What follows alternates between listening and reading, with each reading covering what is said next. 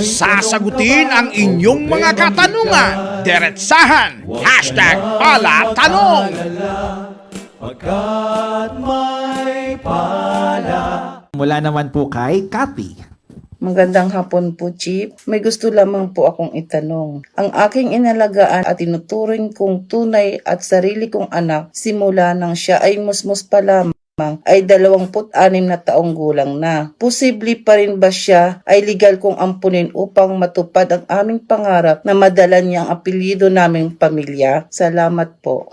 Maganda yung tanong ni ate, ano? Mahal nila yung inampon, siguro mabait. Iba kasi kaya matagal bagong i-adapt yung yung alaga nila. Inobserbahan muna eh. Lumabas ang ugali daw. Baka mamaya malikot ang kamay, violente.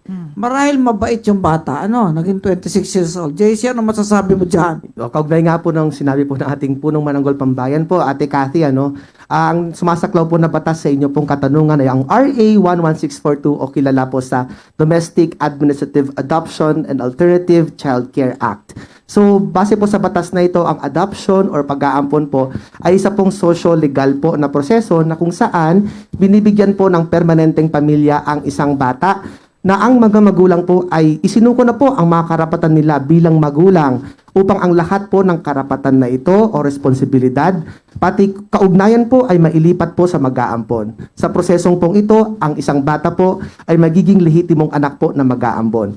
At kaugnay po sa tanong ninyo, ate, doon din po sa batas, section 22 po, sinabi po doon na hindi na lamang po minor de edad ang pwedeng ampunin.